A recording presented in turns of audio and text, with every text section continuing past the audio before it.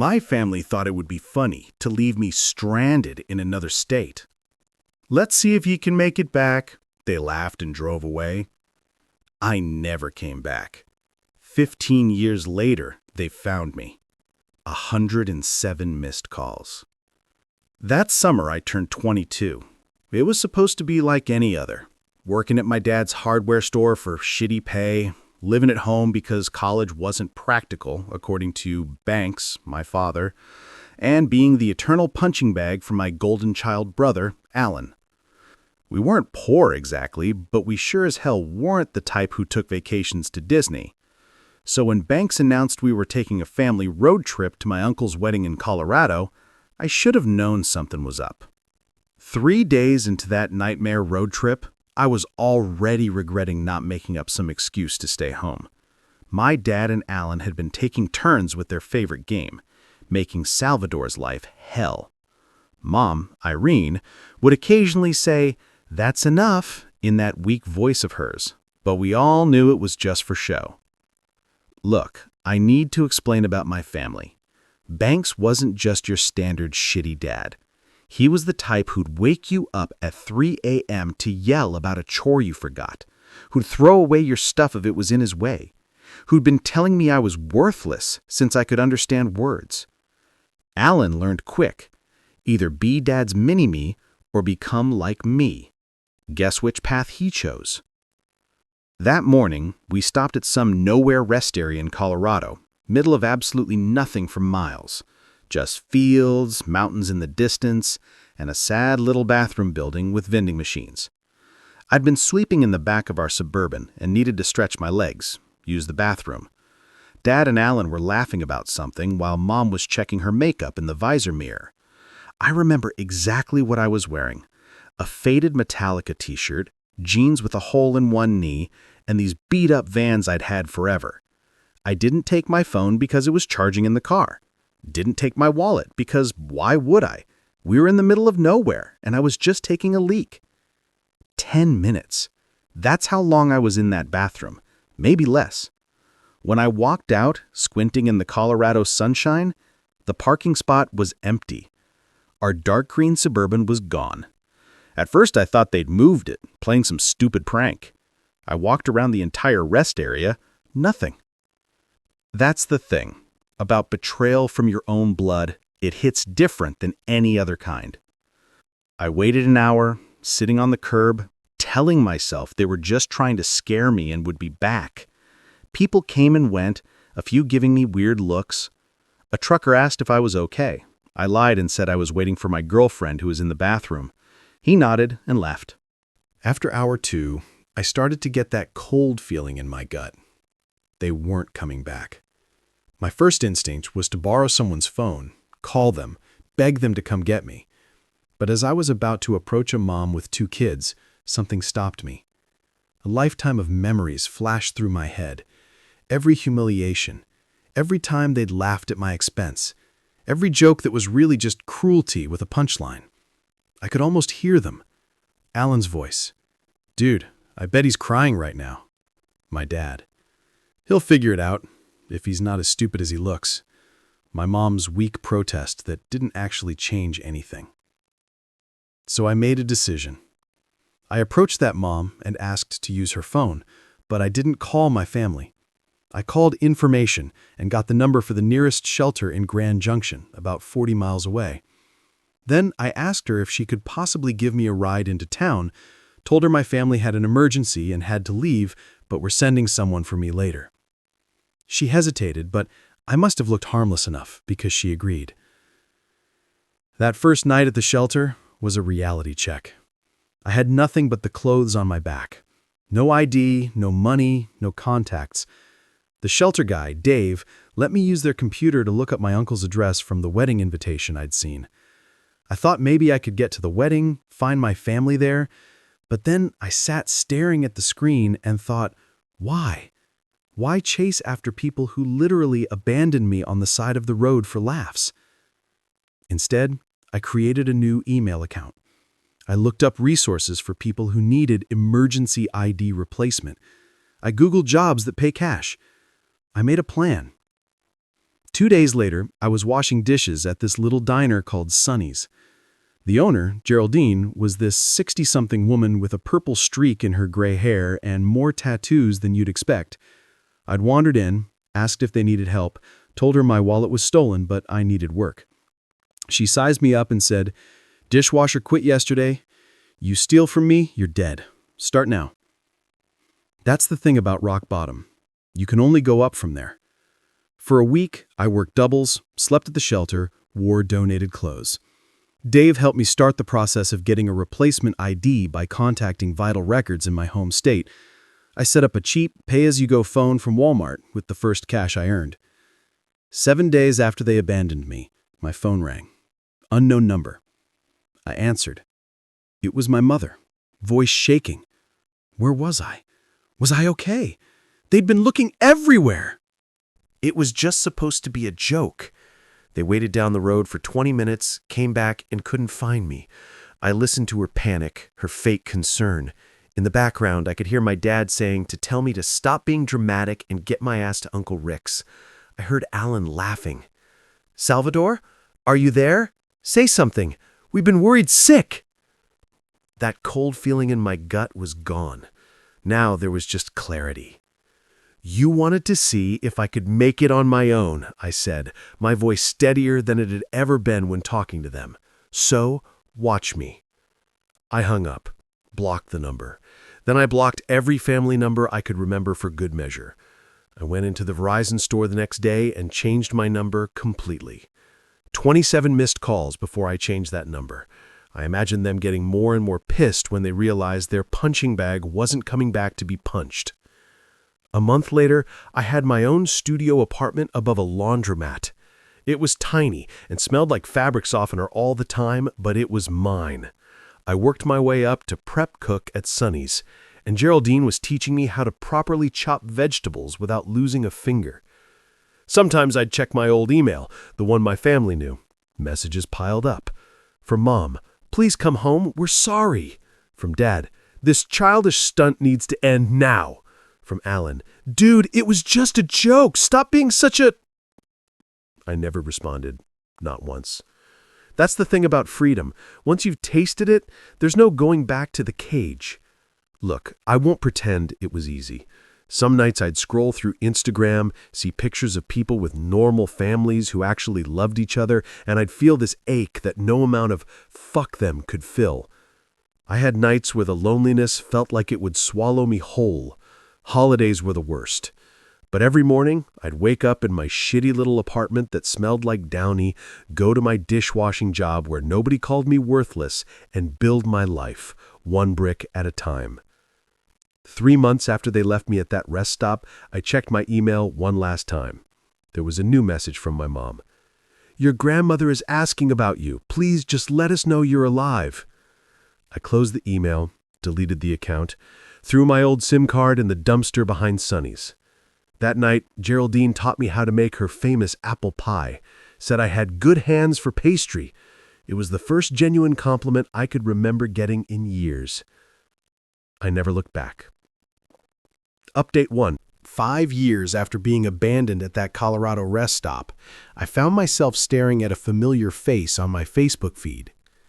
Not because I was stalking my family's profiles, okay, maybe I was, but because Alan had just been tagged in a local news article back home. He'd gotten a DUI, wrapped his car around a telephone pole. Nobody hurt except the pole. The newspaper had used his high school football photo. He looked so young, so smug. Nothing like the bloated mugshot underneath. That's the thing about karma. It moves at its own pace, but it never forgets an address. By then, I'd built something resembling a life in Colorado. My crappy studio above the laundromat had eventually been traded for a 1-bedroom with actual windows. I'd worked my way up from dishwasher to line cook to assistant manager at Sonny's. Geraldine still ran the place with an iron fist and a flour-dusted glove, but she'd started treating me less like a charity case and more like, I don't know, a weird nephew or something. My first big purchase when I had actual savings was a decent laptop. Nothing fancy, just enough to take online classes through the community college.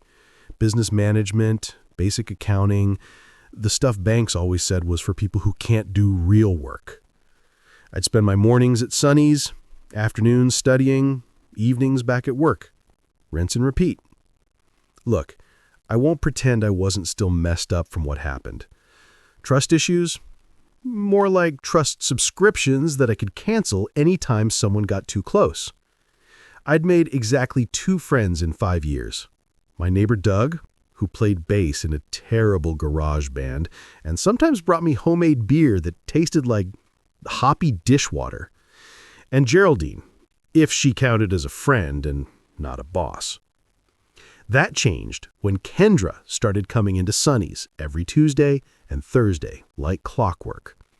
Always ordered the same thing: Denver omelet, no tomatoes, extra coffee. Always sat at the counter with a textbook, med school I later found out. She had this way of completely zoning out while studying, fork halfway to her mouth for minutes at a time. I started timing her once.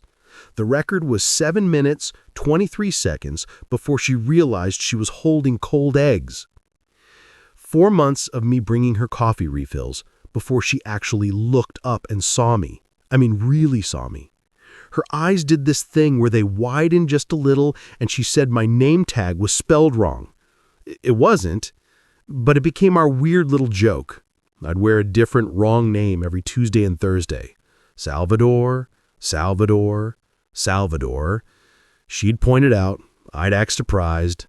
Stupidest flirting in human history. But it worked. Our first date wasn't even supposed to be a date. Her study group bailed last minute. She had a reservation at this pizza place that was impossible to get into, and I happened to be wiping down the counter when she got the cancellation text. Next thing I knew, I was sitting across from her at Antonio's, both of us awkwardly realizing this looked exactly like a date. 6 months later, she moved into my apartment. A year after that, we got a slightly bigger place together. Nothing fancy, just a 2-bedroom with a bathroom where the toilet didn't run constantly, and neighbors who didn't practice bass solos at 2 a.m. Meanwhile, I kept tabs on my family through fake accounts. Not proud of it, but there it is. Dad's hardware store started struggling after the Home Depot opened on the edge of town. Saw him ranting about it on community Facebook pages, posts getting increasingly desperate and bitter. Mom's social media became this weird shrine to family, constant throwback pictures of us all smiling, posts about missing her boys, plural, which was rich. She'd tag Alan but never mention me, like I'd been erased. Alan bounced from job to job, lots of vague booking about haters and new opportunities. The classic social media smokescreen of someone whose life is circling the drain. 3 years in, Geraldine took me aside during inventory and told me she was thinking about opening a second location of Sonny's on the other side of town. Asked if I'd be interested in running it. Not owning, running. Important distinction. I didn't sleep that night. Kept thinking it was some kind of test or joke. People like me didn't get opportunities like that. Banks had made sure I understood that much. That's the thing about poisonous beliefs. They stay in your system long after you've escaped the snake. But I said yes, because Kendra, half asleep beside me, mumbled that I'd be stupid not to. Because Doug, through a haze of weed smoke when I mentioned it, said, "Duh, you practically run the original place already." Because Geraldine wasn't Banks, wasn't my family, and had never once made me feel like I was worthless. Sonny's East opened 6 months later. Smaller than the original, different menu, my menu. I worked 90-hour weeks that first year, lost 10 pounds I couldn't afford to lose, fought with Kendra about never being home, came home to passive-aggressive Post-its on the fridge more than once. But it worked. People came. People came back. The food was good. The vibe was good. We weren't getting rich, but we were making it. 4 years after being abandoned, I made enough to help Kendra with her med school loans. Not all of them. Those things are monstrous, but enough to make a dent. She cried when I showed her the payment confirmation. Not movie crying with perfect mascara tear, real crying. Snotty, red-faced, hiccuping crying. I'd never felt more like a real person than in that moment. Then, my grandmother died. I found out through Facebook. Mom posted this long, dramatic tribute with 1,000,000 heart emojis. Grandma Rose had been the only one in the family who ever stood up to Banks, the only one who seemed to see me. She used to slip me $20 bills when no one was looking, tell me to save it for my escape. I think she meant college. Turns out it was more literal than that. I thought about going to the funeral, even looked up flights. Kendra said she'd come with me, hold my hand through the whole awful reunion. Doug offered his crappy hatchback if I wanted to drive instead. Geraldine just shrugged and said, "Dead people don't know if you're there or not, so do what brings you peace." I didn't go. Instead, I sent flowers, a generic sympathy arrangement. Signed the card, Salvatore. No return address, no note. Just my name. The explosion on social media was immediate. Mom posting about signs and reaching out from beyond. Alan making cryptic comments about prodigal sons. Banks saying nothing publicly, but I could imagine the storm behind closed doors. A week later, I got a friend request from a profile I didn't recognize. Some random name, no posts, no friends. I almost deleted it until I saw the message. It's Uncle Rick. Your mom gave me your old email, but it bounced back. Are you okay? We've been worried. Your dad has been asking around about you. I blocked the account. That night, I had my first panic attack in 2 years. Sitting on our bathroom floor at 3 a.m., trying not to wake Kendra, feeling like my lungs were collapsing, imagining Banks hunting me down, showing up at Sonny's, destroying everything I'd built. Kendra found me there an hour later, didn't ask questions, just sat with me, her shoulder touching mine. When I could finally breathe again, she said the simplest thing. They can't take anything from you that you don't give them. The next morning, I called a lawyer, got advice on restraining orders just in case. I tightened privacy settings on everything, asked Geraldine to alert staff not to give out information about me to anyone. Practical steps. Control what you can control. 5 years to the day after being abandoned, I married Kendra. Small ceremony at a state park. Doug was my best man. Geraldine made the cake and cried through the whole thing, mascara running down her wrinkled cheeks. Kendra's large, loud family adopted me instantly. Her dad making dad jokes that somehow didn't make me flinch. Her mom hugging me without setting off alarm bells in my head. That's the thing about family. Sometimes it finds you when you've stopped looking. A week after the wedding, scrolling through my dummy account late at night, I saw it. A post from Banks on a community page. Looking for information on my son Salvatore. Last known location, Grand Junction, Colorado. Family emergency. There was no emergency. I knew that much. What I didn't know was why, after 5 years of nothing, they were suddenly looking for me. So, I dug deeper. Created another fake account. Joined the community groups for my hometown. Pieced it together bit by bit. The hardware store had closed. Their house was in foreclosure. Mom had some medical issues she was vague booking about. Alan had moved back home after his 3rd DUI. They weren't looking for me because they missed me. They were looking for me because they needed something. And you know what?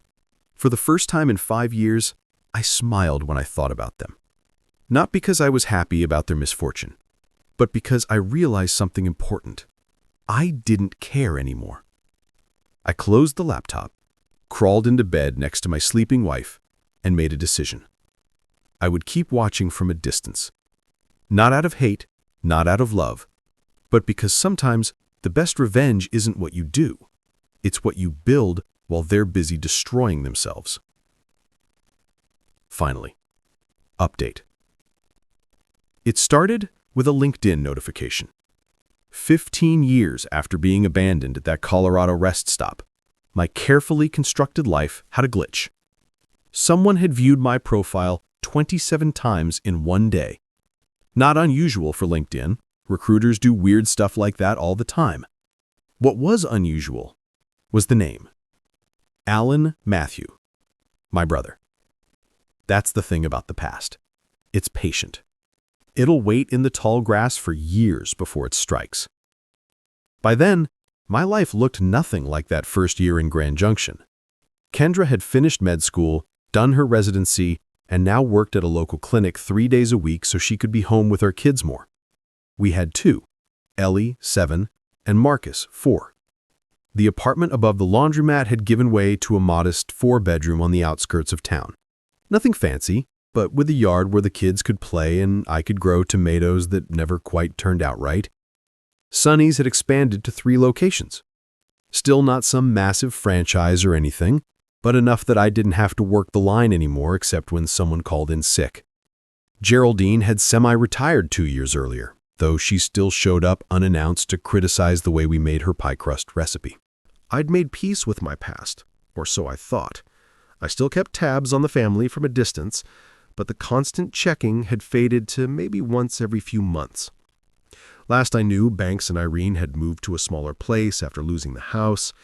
Alan had gotten married, divorced, and married again. They'd all seemingly moved on with their lives, as I had with mine. The LinkedIn thing rattled me, though. 15 years of silence, and now this. I mentioned it to Kendra as we were doing our regular Sunday night thing, folding laundry while half-watching whatever Netflix show we were currently behind on. She paused, a mismatched sock in each hand, and asked if I was okay. I nodded because what else could I say? That I was suddenly a 22-year-old again, stranded at a rest stop? That I could feel Banks's voice in my head calling me worthless? 3 days later, I was at Sonny's East, the original second location, helping with inventory because our supplier had sent the wrong kind of coffee filters again, when Maya at the front called back that there was some family asking for me. My first thought was Kendra's parents, who sometimes surprised us when they were passing through. I headed out front, mental gears already shifting to how to convince them to stay for dinner. It wasn't Kendra's family. Banks looked older, grayer, his formerly imposing frame somehow shrunken. Irene's face had that pinched look that comes from years of worrying. Her hair dyed an unnatural shade of brown. And Alan looked like Banks had at 40. Same stance, same way of taking up space. There was a woman with them I didn't recognize, young, maybe early 20s, hanging back like she wasn't sure she belonged in this moment. Nobody spoke. The lunch rush noise seemed to fade away until all I could hear was my own heartbeat thudding in my ears. Banks spoke first, said my name like a question. I nodded because my voice had apparently gone on vacation. Look, I'd imagined this moment 1,000 different ways over 15 years.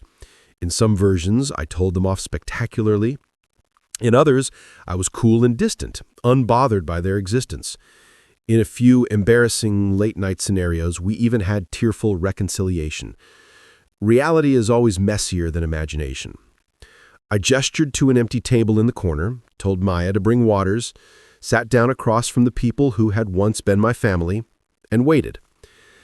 They'd found me through that magazine article, Rocky Mountain Rising, 10 local success stories. It wasn't even a big feature, just a sidebar with a photo of me in front of Sonny's original location. But apparently, one of Mom's friends from high school had moved to Colorado, seen it, and sent it to her with a "Isn't this your son?" message. 107 missed calls.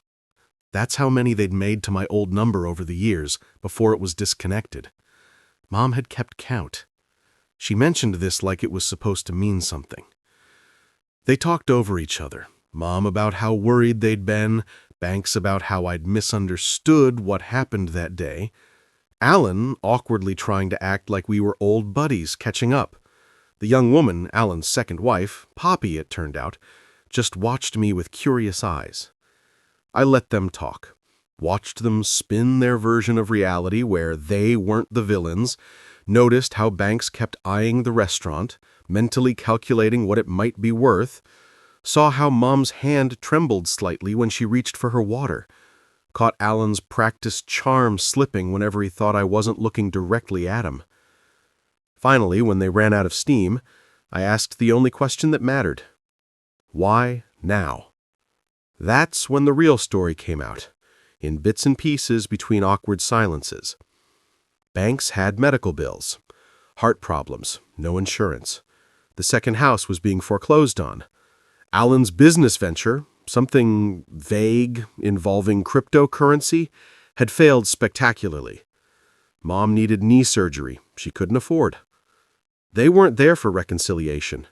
They were there for money. I should have been angry, should have thrown them out. Instead, I felt something unexpected. Pity. They looked so small, so desperate. These giants who had once controlled my whole world were just flawed, broken people. I invited them to dinner at my house that night. Said I needed to think, to talk to Kendra. They agreed eagerly, Banks already halfway to considering it a done deal. That afternoon was surreal. I picked Ellie up from her dance class, helped Marcus with his preschool show-and-tell preparation, all while texting Kendra updates about who was coming to dinner. She offered to take the kids to her sister's. I said no. I wanted them there. I wanted my family to meet my family. Dinner was chicken enchiladas, my specialty that wasn't really special, just a recipe from the back of an old El Paso box that I tweaked over the years. Ellie set the table without being asked, carefully placing forks on the wrong side until Kendrick quietly corrected her. Marcus insisted on wearing his Spider-Man costume because it was Tuesday, and apparently Tuesday was now Spider-Man Day. When the doorbell rang, I almost dropped the dish I was carrying to the table. Kendra squeezed my arm as she passed, whispered that she had my back no matter what. The kids looked up curiously, sensing something important was happening. That's the thing about moments you've dreaded. When they finally arrive, they're simultaneously worse and better than you imagined. Introductions were awkward. Banks kept calling Kendra Karen despite corrections.